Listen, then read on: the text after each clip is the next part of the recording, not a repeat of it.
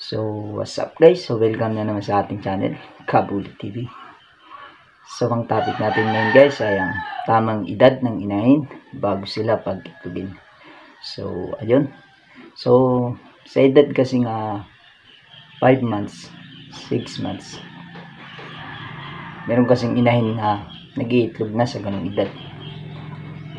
So, kaso, sa ganung edad, may mga issue at saka limitation din.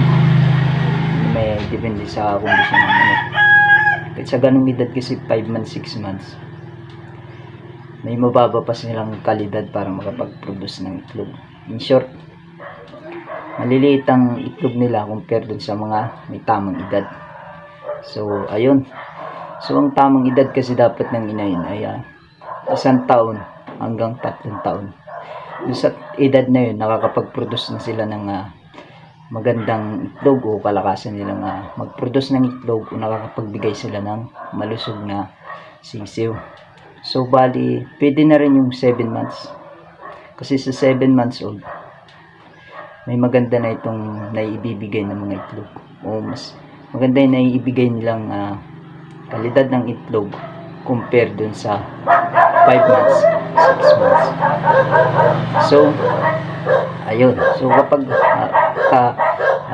may matanda naman na yung inahin, mga 4 na taon na pataas, so, ang nagiging dahilan naman ay may mga issue din.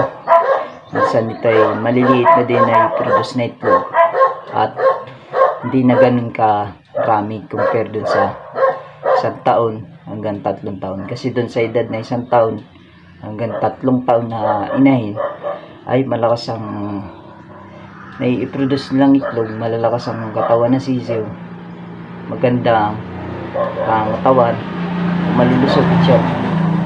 So, ayun, so balikuhanin ko lang guys yung ating inahin na matanda na. Tapos, discuss ko sa inyo yung mga dahilan niya kapag ganito na katanda ang inahin. So, balik i-discuss ko dun ay yung talagang nangyayari sa kanya kasi matandang inahin na siya.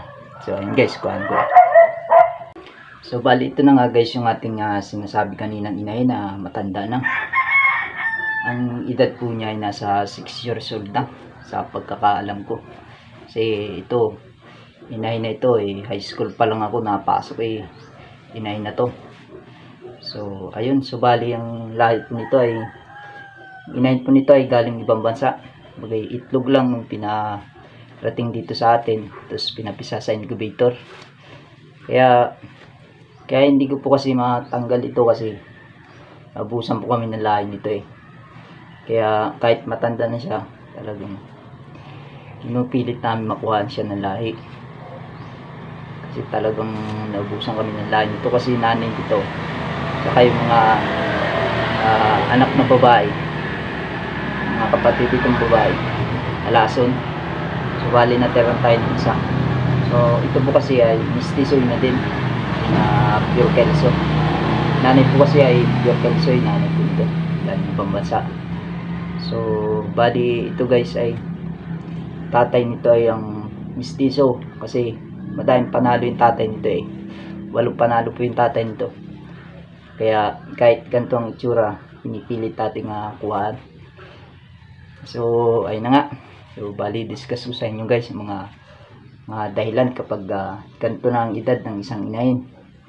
So, ang trabaho kasi nito kapag ganitong kaedad, ang ginagawa niya kapag nag-iitlog siya, tapos minsan pausod-usod, minsan nag-iitlog siya ng 5, tumitigil na, tapos malipas sa mga 2 linggo, tsaka niya itutuloy, iitlog ulit siya.